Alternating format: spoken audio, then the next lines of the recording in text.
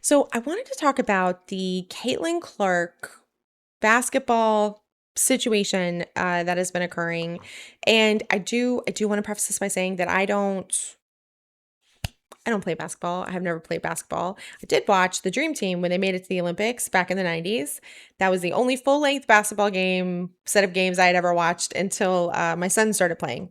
So I was coming to this whole thing very new, not having a lot of background knowledge. And what I typically do whenever I don't have a lot of knowledge in an area is I try to go find the people who do and see what they're saying. Basically an expert in the field. They have that deep knowledge that you can get, really a thorough background of what's happening.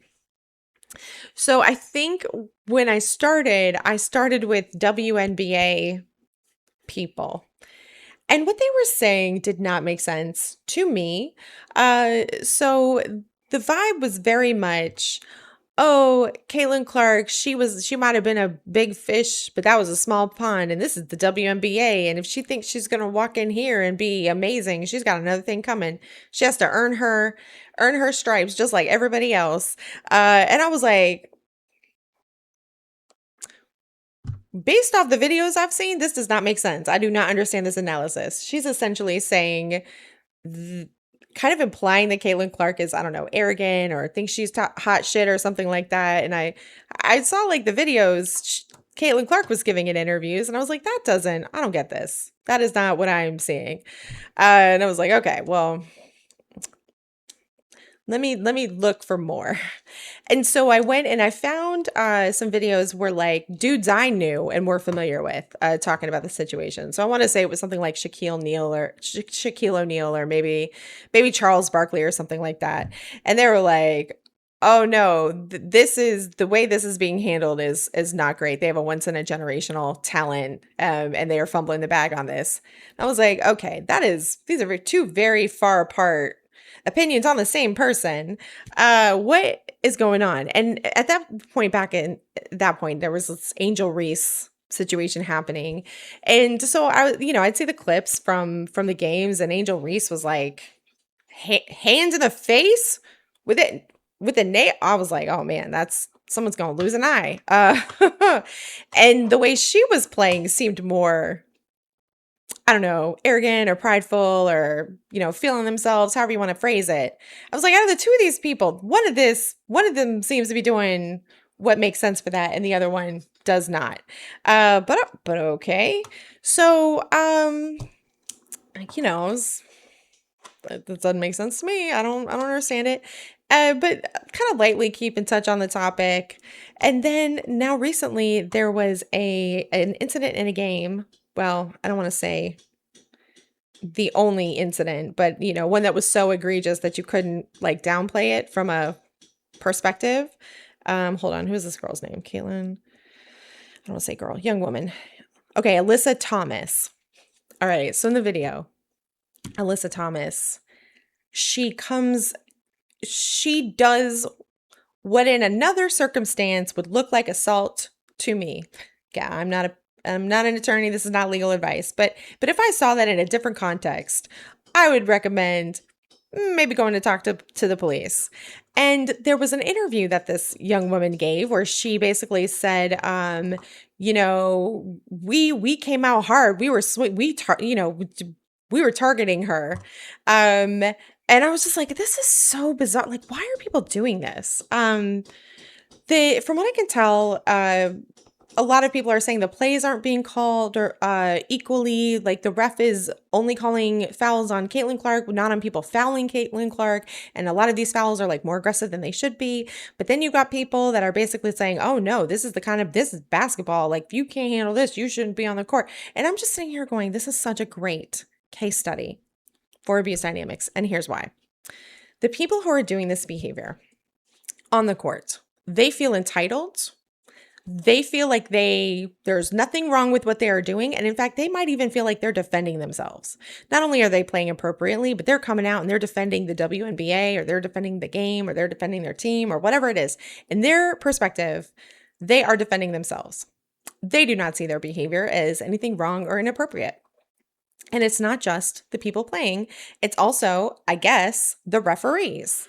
And it's also not just the referees, it's also the league officials. And it's like, often when you see everybody with a similar opinion towards a person, really, guys, right now, often when you see everyone with an opinion toward a certain person, a default response would be like, well, what'd they do? Like, if everyone thinks this, they clearly must have done something wrong. But I've not seen anyone really identify Caitlin Clark as having done anything wrong other than being a great player. I don't know. So, I mean, feel free to add context in the comments that I'm not aware of, but I didn't see it. So I was like, okay, this now seems to be a status problem. They want Caitlin Clark in a lower status. The problem is because she's so good, they can't keep her there. And there's a third party audience to these games, and they are putting Caitlin Clark in a higher status, and they don't want her in the higher status. So this is essentially a status conflict that they are trying to, in their minds, put someone in their place where they belong, because they wanted to highlight Angel Reese. They didn't want to highlight Caitlin Clark. So there's this like status element to it. And apparently Caitlin Clark is messing up the status dynamic, and she's coming with her own, not just her own status, but the fact that she's so good that so many people, even NBA players, iconic historic NBA players, are recognizing her as a once in a generational talent. So the people that are engaging in these not okay behaviors, as far as I can tell, toward Caitlin Clark, they feel justified to do it. Here's this interloper. Here's this outsider. She doesn't belong. She thinks she's hot. We're going to humble her. We're going to, she's going to eat a slice of humble pie. To them, they feel defensive. It feels appropriate. It doesn't seem like there's anything wrong with what they're doing. And in fact, a lot of what's happening is in a sense of plausible deniability. So when anyone says, hey, this is out of pocket, it's like, well, this is the game. This is basketball. If you can't handle this, you don't belong on the court. But it's clearly targeted to one person. And this person isn't being called fairly or equally in the same way as like other people. So Caitlin Clark, she is honestly knows she's being targeted, but luckily at least it's public, so everything is being documented, and she's got an audience that is on her side. She's being very, very smart, in my opinion. She is not coming back at these other players in the same level of aggression that they are giving her. She's still, from what I can tell, playing hard, playing very effectively, but she's not doing to them what they're doing to her. If she did, one, she would absolutely 100% get piled on for doing it by the WNBA team players, whatever. Although the people on her teams seem to understand that this isn't what's going on. But the other thing too is that it then makes it complicated for everyone else. Now it's just a slap fight. There's not a clear victim and abuser dichotomy. You don't know who the aggressor is as clearly. And so when victims have this like idea, this fantasy that they're going to come in and get vengeance and defend themselves and like go into Batman mode, on their own behalf. And what they don't realize is that that may be effective for a one-on-one situation with no audience and it's private. But as soon as you bring in an outside party, as soon as you bring in an audience, as soon as you bring in like a court, now suddenly it looks messy. It looks like everyone's doing bad things. And most people do not have the patience to sit there and go through and go, okay, who did this first? How far back do we go? It just goes, oh no, this is, all y'all are being out of pocket and everybody's wrong, everybody's bad. And so as a victim, you think, oh, people are going to be on my side because maybe we're consuming media with this like victim to victor narrative. And that's not what happens when you bring in outside people. This is why the civil rights movement was so effective. And also the one that Gandhi did in India, because they were doing these very, I don't want to say passive. They were putting themselves in public in front of their abusers and then not responding in kind. So it made it very clear who the victim in the situation was and who was being abusive. And abusers will sit there and justify their behavior by saying, oh, this person was dangerous and I was defending myself, and they have their reasons. But when you literally are being the most victim to ever victim, you are clearly not doing anything. To an outside third party that isn't invested one way or the other, the behavior reads very differently. So in my opinion, Caitlin Clark is doing that. And, on a civil justice level, social justice, civil rights level, you got to be willing to possibly die. Like, that is what happened with Gandhi. And the deaths were so egregious that even people in England were like, this is wrong. And therefore, India got its independence because of how much they showed that they were not aggressors in the situation, that they were victims and were innocent. So from what I can tell, Caitlin Clark is kind of taking that path where she's not trying to do to anyone else what's happening to her. And therefore, it maintains a narrative that is cohesive for people who are coming to it from the outside and who don't have background knowledge and who would not be expected to go through everything. Also, I want to talk about how I've seen people talk about this from a perspective of a race perspective. I don't know about that. I don't know about that. I've also seen people talk about it from a queer versus a straight thing, and I don't know about that. I think it's more layered than that. I think those could be elements, but I think it's more layered than that. I think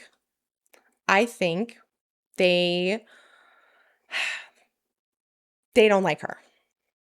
I think they don't like her. For whatever reason, they don't like her. And so when you don't like somebody, you don't interpret things that they do in a positive way. You don't give them the benefit of the doubt. You don't give them grace. You criticize them. That's what abusers are often doing to victims. They are acting toward the victim as if they don't like you, as if you should not be given any benefit of the doubt and being very hypercritical. And the victim doesn't often recognize this in an interpersonal dynamic because maybe the abuser has said, I love you, or maybe you're married, or maybe you're we're best friends, or, oh, we're family. And it's your mom or your dad or something, so you don't recognize that even while people are saying that they like you or love you, they don't actually like you or love you. And depending on the abuser, they may not be able to like anyone or love anyone. Just sort of depends. So whatever the underlying reason is, they don't like Caitlin Clark. And so they are interpreting things she's doing in a negative way and interpreting what they are doing in response to that in a positive way, as defensive, as warranted and appropriate. And so people from the outside, however, don't have those same presuppositions. And they don't necessarily have a liking or non-liking orientation of Caitlin Clark, or maybe they like her, I guess she was in Indiana. And so there was a lot of, she was known there already for being a great basketball player. So maybe she came in and brought people with her. So the outside audience doesn't have the same presuppositions as the WNBA people do. They're coming at it with different, so they're interpreting everything that happens from a very different lens. And these two different interpretations are clashing. And so I think you can see something very similar when you go into workplaces or organizations or friend groups, where for some reason you're why is every time I do something, I'm criticized and I get in trouble? But this other person's doing the same thing and they don't. Maybe it's because they see you as having lower status or want you to have lower status. Maybe they're threatened. Maybe they just don't like you. And most people can't decouple not liking a person from, feeling aggressively toward them. You can not like a person and go, oh, okay, this isn't for me. It's not not for me, but maybe for somebody else. That takes a higher level, I think, of emotional intelligence, maybe some age, maturity, wisdom, but it's very easy to go, oh, I don't like this person, they suck, because you're interpreting everything they do in this very negative way. So clearly that is what has happened to Caitlin Clark. They do not like her. They're interpreting everything in a negative way. She has status they don't want her to have, and they are trying to put her in her place. And so we're seeing this kind of like back and forth dynamic, in the sense of the WNBA people that are participating in this, they genuinely think that they're being correct, not being out of pocket. A lot of abusers do not think that what they're doing is wrong. They think that they are justified in doing what they are doing. And it's only until you get an outside perspective where it's suddenly like, wait a minute. And my geopolitical, not similar, I don't mean that. My geopolitical example of this, where you have two people, and depending on your perspective is how you kind of look at the situation. But it's Israel and Palestine, and who you see as the victim and innocent, and therefore whose violence is justified and like appropriate, counter appropriate. Where when you are doing what Caitlin Clark is doing, where you're like not responding in these ways, you keep it very clean. So whenever you're taking in media from people that are telling stories that are victim stories, and it's like, and then the victim like came and got their justice, that's a fantasy. That is not how it works in most dynamics. So anyway, I think I'm going to cover this topic also on my other channel, which is like, it's a Christian one. But yeah, I just sort of wanted to deconstruct it from a secular perspective here. And yeah, that was it. Hope this makes sense, and I'll talk to you next time.